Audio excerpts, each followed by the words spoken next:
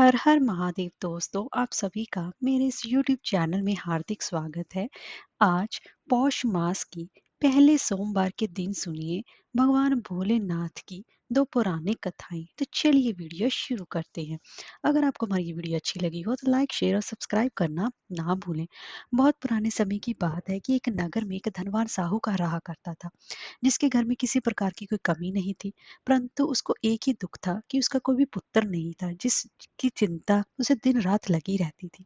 ऐसे में पुत्र पाने की कामना के लिए हर सोमवार भगवान शिव जी का व्रत और पूजन किया करता था और शाम के समय शिव मंदिर में जाकर भगवान शिव जी के सामने दीपक जलाया करता था। उसके इस भक्ति भाव को देखकर देवी माँ पार्वती ने शिव जी से कहा कि ये साहूकार आपका बहुत ही बड़ा भक्त है और सदैव आपका व्रत और पूजन बड़ी श्रद्धा के साथ करता है। इसकी मनोकामना पूर्ण करनी चाहिए। तब शिव जी ने कहा कि हे पार्वती, ये संसार कर्म क्षेत्र है और जैसा किसान खेत में जैसा बीज बोता है वैसा ही फल काटता भी है, उसी तरह इस संसार में व्यक्ति जैसा कर्म करता है उसे वैसा ही फल भोगता भी है। पार्वती जी ने अत्यंत ही आग्रह से कहा कि हे प्रभु, जब जी आपका इतना ही बड़ा भक्त है तो इसको प्रकार का दुख है तो इसे वशी दूर करना चाहिए, क्योंकि आप सदैव अपने भक्तों पर दयालु होते हैं और उनके दुखों को हमेशा ही दूर करते हैं। यदि आप ऐसा नहीं करेंगे तो मनुष्य आपकी सेवा व्रत क्यों करेंगे? पार्वती जी के ऐसे आग्रह पर शिव जी बोले कि हे पार्वती, इसकी कोई पुत्र नहीं है, इसी चिंता में दिन रात अत्यंत ही दुखी रहता है। इसके भाग्य में भी पुत्र न होने पर भी मैं इसको पुत्र की प्राप्ति का वर देता हूँ, लेकिन वह पुत्र केवल 12 वर्ष तक ही जीवित रहेगा। इसके पश्चात वह मृत्यु को प्राप्त हो जाएगा। इससे अधिक मैं और इसके लिए कुछ नहीं कर सकता। ये बातें साहूकार सुन रहा था। इससे उसको ना ही प्रसन्नता हुई, ना ही कुछ दुख हुआ। पहले की तरह ही शिव जी महाराज का व्रत और पूजन करता रहा। कुछ समय व्यतीत हो जाने पर साहूकार की स्त्री गर्भवती हुई और 10वें महीने में उसे अति ही सुंदर पुत्र की प्राप्ति भी हुई। साहूकार के घर में बहुत खुशी मनाई गई, परंतु साहूकार ने उसकी केवल 12 वर्ष की आयु जानकर अधिक प्रसन्नता प्रकट नहीं की और न ही किसी को भेद बताया। जब वह बालक 11 वर्ष का हो गया तो उस बालक की माता ने उसके पिता से विवाह आदि के लिए आग्रह किया। तो वह साहूकार कहने लगा कि अभी मैं इसका विवाह नहीं करा सकता। सबसे पहले तो मैं अपने पुत्र को काशी पढ़ने के लिए भेजूंगा। फिर साहूकार ने बालक के मामा को बुलाकर उसको बहुत सा धन दिया और कहा कि तुम इस बालक को काशी जी पढ़ने के लिए ले जाओ और रास्ते में जिस स्थान पर भी जाओ यज्ञ और ब्राह्मणों को भोजन कराते अवश्य ही जाना। फिर वो दोनों मामा भांजे यज्ञ करते और ब्राह्मणों को भोजन कराते हुए काशी जी की तरफ रवाना हुए। रास्ते में उनको एक शहर से गुजरना पड़ा। उस शहर में राजा की कन्या का विवाह था और दूसरे राजा का लड़का जो विवाह कराने बारात लेकर आया था वह एक आंख से काना था। उसके पिता को इस बात की बड़ी चिंता हो रही थी, कहीं वर के देख कर कन्या के माता पिता विवाह में किसी प्रकार की अड़चन पैदा न कर दे। इस कारण जब उसने अति सुंदर सेठ के लड़के को देखा तो मन में विचार बनाया, क्यों न दरवाजे के समय इस लड़के से ही वर का काम चलाया जाए। ऐसा विचार कर वर के पिता ने उस लड़के और उसके मामा से बात की तो वो राजी हो गए। फिर उस लड़के को वर के कपड़े पहनाकर और घोड़ी पर चढ़ाकर दरवाजे पर ले गए और सब कार्य प्रसन्नता से पूर्ण हो गया। फिर वर के पिता ने सोचा कि यदि विवाह कार्य भी इसी लड़के के द्वारा करवा लिया जाए तो क्या बुराई है। ऐसा विचार कर उसने लड़के और उसके मामा से कहा, यदि आप फेर और कन्यादान के काम को भी करा दें तो आपकी बड़ी ही कृपा होगी और इसके बदले में आपको बहुत सारा मैं धन भी दूंगा। तो उन्होंने स्वीकार कर लिया। विवाह कार्य भी बहुत अच्छी तरह से संपन्न हो गया। परंतु जिस समय लड़का जाने लगा तो उसने राजकुमारी के चुनने के पल्ले पर लिख दिया, तेरा विवाह तो मेरे साथ हुआ है, परंतु जिस राजकुमार के साथ तुमको भेजेंगे वह एक आंख से काना है और मैं तो काशी जी पढ़ने जा रहा हूँ। लड़के के जाने के पश्चात उस राजकुमारी ने जब अपनी चुन्नी पर लिखा हुआ ऐसा देखा तो उसने राजकुमार के साथ जाने से मना कर दिया और कहा कि ये मेरा पति नहीं है, मेरा विवाह इसके साथ नहीं हुआ, वह तो काशी जी पढ़ने गया है। राजकुमारी के माता पिता ने अपनी कन्या को विदा नहीं किया और बारात वापस चली गई। उधर सेठ का लड़का और मामा काशी जी पहुंच गए थे। वहां जाकर लड़के ने पढ़ना शुरू कर दिया। जब लड़के की आयु 12 साल की होगी उस दिन उन्होंने यज्ञ रचा रखा था कि लड़के ने अपने मामा से कहा कि मामा जी, आज तो मेरी तबीयत कुछ ठीक नहीं लग रही है। मामा ने कहा, अंदर जाकर सो जाओ और आराम करो। लड़का अंदर जाकर सो गया। थोड़ी देर के बाद उसके प्राण निकल गए। जब उसके मामा ने आकर देखा तो वह मुर्दा पड़ा हुआ है तो उसको बड़ा ही दुख हुआ और उसने सोचा कि अगर मैं अभी रोना पीटना मचा दूंगा तो यज्ञ का कार्य अधूरा रह जाएगा। इसीलिए उसने जो कि उसको सही नहीं लगा, अंत उसने जल्दी से यज्ञ का कार्य समाप्त किया और ब्राह्मणों के जाने के बाद रोना पीटना आरंभ कर दिया। संयोगवश उसी समय शिव पार्वती जी उधर से जा रहे थे। जब उन्होंने जोर जोर से रोने की आवाज सुनाई दी तो पार्वती जी शिव जी से कहने लगी कि प्रभु, कोई दुखिया रो रहा है, कृपया कर इसके कष्ट को दूर कीजिए। जब शिव पार्वती ने पास जाकर देखा तो वहां पर एक लड़का मुर्दा पड़ा हुआ था। पार्वती जी कहने लगी कि महाराज, ये तो उसी सेठ का लड़का है जो आपके वरदान से पैदा हुआ था। अंत, हे प्रभु, इस बालक को आप और आयु दो, नहीं तो इसके माता पिता तड़प तड़प कर मर जाएंगे। पार्वती जी के बार बार आग्रह करने पर शिव जी ने उसको जीवन का वरदान दे दिया और भगवान शिव जी की कृपा से लड़का फिर जीवित हो गया। इसके बाद शिव जी और पार्वती कैलाश पर्वत की ओर चले गए। इसके पश्चात वे लड़का और उसका मामा उसी प्रकार यज्ञ करते और ब्राह्मण को भोजन कराते अपने घर की ओर वापस चल पड़े। रास्ते में उसी शहर में आए जहाँ उसका विवाह हुआ था। वहां पर आकर उन्होंने यज्ञ आरंभ कर दिया तो उस लड़के के ससुर ने उसको पहचान लिया और अपने महल में ले जाकर उसकी बड़ी खातिरदारी की। साथ ही बहुत से दास दासियों से आदर पूर्वक लड़की और जमाई को भी विदा किया। जब अपने शहर के निकट आए तो मामा ने कहा कि पहले मैं तुम्हारे घर जाकर खबर कराता हूँ। जब उस लड़के का मामा घर पहुंचा तो लड़के के माता पिता घर की छत पर बैठे हुए थे और जब प्रण कर रखा था कि यदि हमारा पुत्र सकुशल लौट आया तो हम राजी खुशी नीचे आ जाएंगे, नहीं तो छत से गिरकर अपने प्राण त्याग देंगे। इतने में ही उस लड़के के मामा ने आकर यह समाचार दिया कि आपका पुत्र वापस आ गया। तो उनको विश्वास नहीं आया जब उसके मामा ने शपथ पूर्वक कहा कि आपका पुत्र अपनी स्त्री के साथ बहुत सारा धन साथ लेकर आया है। तो सेठ ने आनंद के साथ उसका स्वागत किया और बड़ी प्रसन्नता के साथ रहने लगे। इस प्रकार कोई भी सोमवार के व्रत को धारण करता है, इस कथा को पढ़ता अथवा सुनता है, उसकी समस्त मनोकामनाएं पूर्ण होती हैं। अब मैं आपको दूसरी पुरानी कथा श्रवण करवा रही हूँ। एक बार भगवान भोलेनाथ और माता पार्वती जी मृत्यु लोक घूमने की इच्छा से मृत्यु लोक में आए और वह घूमते घूमते अमरावती नाम की एक नगरी में पहुंचे जो कि बहुत ही सुंदर थी। यहाँ उन्होंने देखा कि अमरावती नगरी अमरपुरी के दृश्य सभी प्रकार के सुखों से परिपूर्ण थी। उस नगरी में राजा द्वारा बनवाया हुआ एक बहुत ही सुंदर भगवान भोलेनाथ जी का मंदिर भी था। उस मंदिर में भगवान भोलेनाथ जी और माता पार्वती निवास करने लगे। एक दिन माता पार्वती जी ने भगवान से कहा कि हे प्रभु, आज तो हम और तुम दोनों चौसर पासा खेलेंगे। शंकर जी ने माता पार्वती जी की बात मान ली, चौसर खेलने लगे। उसी समय मंदिर का पुजारी ब्राह्मण मंदिर में पूजा करने के लिए आया हुआ था। माता ने ब्राह्मण को देखकर एक प्रश्न किया कि पुजारी जी बताओ कि इस बाजी में दोनों में से किसकी जीत होगी और किसकी हार होगी। ब्राह्मण ने बिना सोचे समझे कहा कि भगवान भोलेनाथ ही जीतेंगे। कुछ समय के बाद बारिश समाप्त हुई और माता पार्वती जी की विजय हो गई। माता पार्वती ने ब्राह्मण के झूठ बोलने पर उनको बहुत ही ज्यादा क्रोध आया और उसे क्रोड़ी होने का श्राप दे दिया। भगवान शंकर जी के बहुत समझाने के बाद भी माता नहीं मानी और वे दोनों वहां से चले गए। कुछ समय के बाद उस ब्राह्मण पुजारी को कोढ़ होने लगा और धीरे धीरे उसके सारे शरीर में कोढ़ हो गया। ऐसे में बहुत ही परेशान और दुखी रहने लगा। इस तरह कई दिन बीत गए। फिर एक दिन देवलोक की अप्सराएं शिव जी की पूजा करने उसी मंदिर में आई। अप्सराओं ने उस पुजारी के कष्ट को देखकर बड़े ही दया भाव से उसके रोगी होने का कारण पूछा। तो पुजारी जी ने आप बीते सभी बातें निसंकोच होकर उन अप्सराओं को बता दी। ये सुनकर वो अप्सराएं बोली कि हे ब्राह्मण, तुम दुखी मत हो, भगवान भोलेनाथ जी आपके सभी कष्टों को दूर कर देंगे। परंतु तुम्हें श्रेष्ठ षोडश सोमवार जन पूरे विधि विधान से व्रत और भक्ति भाव से पूरे 16 व्रत करने होंगे। और 17वें सोमवार के दिन पाव से पवित्र गेहूं के आटे की बाटी बनाएं। उसके बाद घी और गुड़ मिलाकर चूरमा बनाकर भगवान भोलेनाथ जी को प्रसाद चढ़ाना और बाकी के प्रसाद को मंदिर में उपस्थित भक्तों में बांट देना। ऐसा करने से आपकी समस्त मनोकामनाएं पूर्ण होंगी।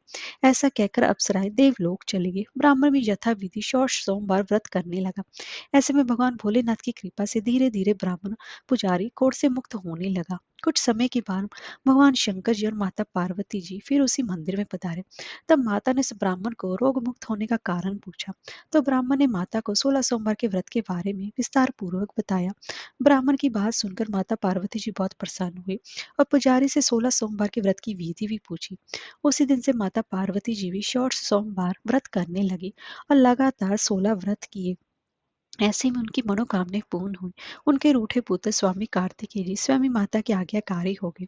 फिर एक दिन कार्तिकेय को अपना विचार परिवर्तन होने का रहस्य जानने की इच्छा हुई और वे अपनी माता के पास आए और बोले कि आपने ऐसा क्या उपाय किया जिससे कि मेरा मन आपकी ओर आकर्षित हो गया। तब माता पार्वती जी ने उसे षोडश सोमवार की कथा सुनाई। तब कार्तिकेय ने अपनी माता से कहा कि इस व्रत को मैं भी करूंगा, क्योंकि मेरा प्रिय मित्र ब्राह्मण बहुत दुखी दिल से प्रदेश गया है। हमें उसे मिलने की बहुत इच्छा होती है। फिर कार्तिकेय जी ने 16 सोमवार के व्रत पूरे विधि विधान से किए और उनकी भी इच्छा पूर्ण हो गई। उन्हें अपना प्रिय मित्र मिल गया।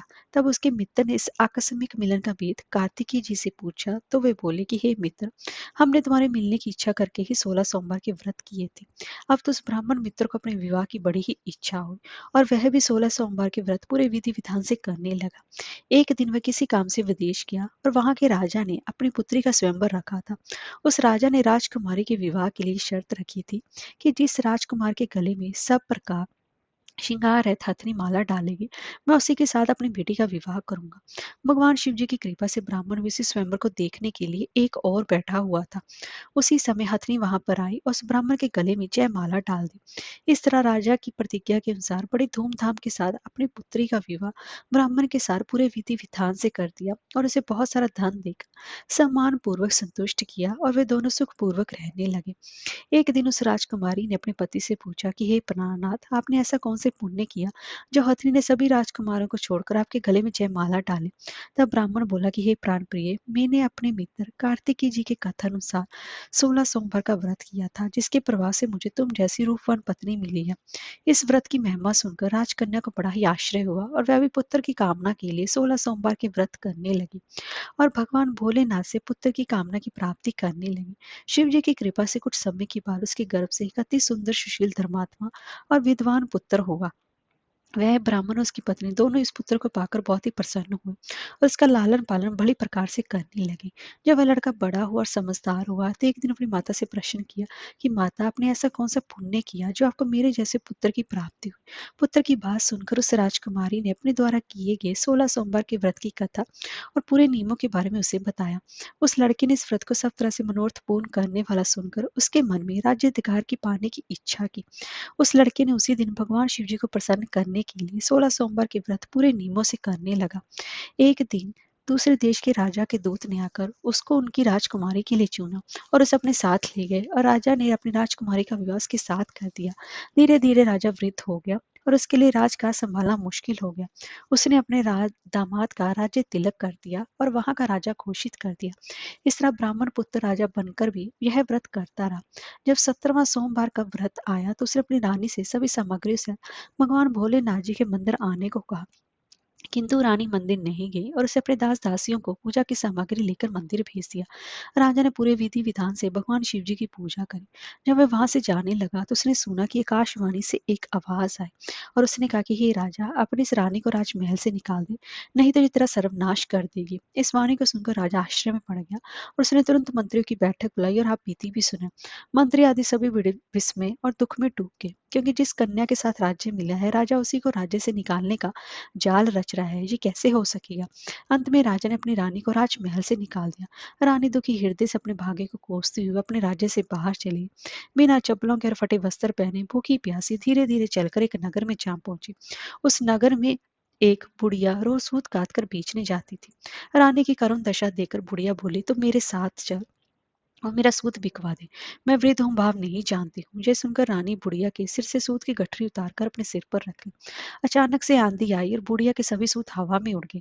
बेचारी बुढ़िया बहुत पछताई और रानी से कहा कि दूर रहना मेरे से।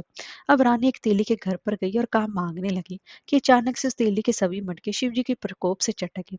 ऐसी दशा देखकर उस तेली ने रानी को अपने घर से बाहर निकाल दिया। इस प्रकार रानी अत्यंत दुख पाती हुई एक नदी के तट पर गई और देखा कि नदी अचानक सूख गई। उसके बाद रानी एक वन में गई। वहां जाकर उसने एक सरोवर देखा और वह पानी पीने के लिए सरोवर की सीढ़ी उतरी और पानी पीने के लिए जैसे ही अपने हाथों को आगे बढ़ाया तो देखा कि सरोवर का पानी नील कमल के सदृश जल असंख्य कीड़ों से गंदा हो गया। रानी ने अपने भाग्य का दोषारोपण करते हुए उस सरोवर का जल पीकर अपनी प्यास बुझाई। आराम करने के लिए एक पेड़ की शीतल छाया में विश्राम करने के लिए लेटी तो देखा कि उस पेड़ की सभी पत्तियां झड़ गई। ऐसे में रानी जिस पेड़ के नीचे जाती उसी पेड़ की पत्तियां अपने आप झड़ जाती। वन सरोवर पेड़ों की ऐसी दशा देखकर गाय चराते हुए ग्वालों ने अपने गुसाई यानी कि स्वामी जी से सभी बातें बताई। गुसाई जी के आदेश अनुसार ग्वाले रानी को पकड़कर गुसाई जी के पास ले आए। रानी के मुख कांति शी शोभा देकर गुसाई जी जान गए ये कोई विधि की गति की मारी कोई कुलीन अबला है। ऐसा सोचकर गुसाई जी ने रानी से कहा कि हे पुत्री, मैं तुमको पुत्री समान रखूंगा, तो मेरे आश्रम में रहो और तुम्हें किसी प्रकार का कोई भी कष्ट मैं नहीं होने दूंगा। गोसाई जी के ऐसे वचन सुनकर रानी को थोड़ी धीरज मिली और वे आश्रम में निवास करने लगी। आश्रम में रानी खाना बनाती तो उसके खाने में कीड़े पड़ जाते और जब पानी भर के लाती उसमें भी कीड़े ही कीड़े हो जाते। अब तो गोसाई जी बहुत दुखी हो गए और रानी से बोला कि बेटी, तेरे पर कौन से देवता का कोप है जिससे तेरी ये ऐसी दशा हुई है। गोसाई जी की बात सुनकर रानी ने कहा कि वह अपने पति के साथ भगवान शिव जी की पूजा करने नहीं जाने की पूरी कथा सुने। रानी की बात सुनकर गोसाई जी ने उसे इस कोप से मुक्त होने के लिए 16 सोमवार के व्रत की कथा पूरे विधि विधान से करने को कहा। गोसाई जी की बात सुनकर वह प्रत्येक सोमवार का व्रत पूरे नियमों से करने लगे। जब रानी की पूरे 16 व्रत हो गए और जब उसने 17वें सोमवार का व्रत किया, रोज की तरह भगवान भोलेनाथ जी की पूजा कर रही थी, तो भगवान शिव जी के प्रभाव से राजा के मन में अपनी रानी का विचार उत्पन्न हुआ और सोचा कि मेरी रानी को गए हुए बहुत समय बीत गया है, ना जाने कहाँ-कहाँ भटकती होगी, मुझे उसे ढूंढना चाहिए। राजा ने ये सोचकर अपनी रानी की तलाश में चारों दिशाओं में अपने सैनिकों को भेजा। सैनिक अपनी रानी को ढूंढते हुए गोसाई जी के आश्रम यहाँ पहुंचे। सैनिक अपनी रानी को वहां पाकर पुजारी से अपनी रानी को साथ भेजने के लिए कहा, किंतु गोसाई जी ने मना कर दिया और सैनिक चुपचाप लौट गए।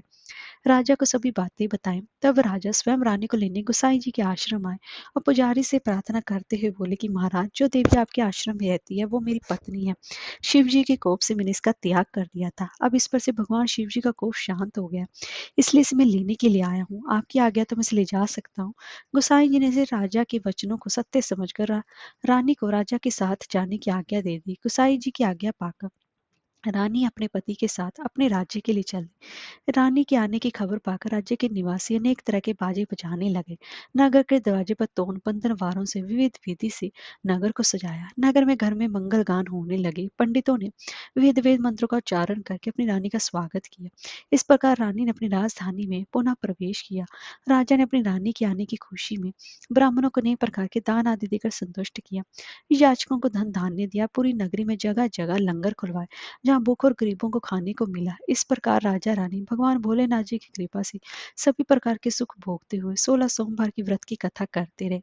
अंत समय में अनेक प्रकार के सुख भोगते हुए शिवपुरी को पधारे। इसलिए जो भी मनुष्य भगवान भोलेनाथ की भक्ति मन वचन कर्म द्वारा पूरे विधि विधान से करता है, वो सभी प्रकार के सुख भोगकर अंत में भगवान शिवपुरी को प्राप्त होता है। हर हर महादेव।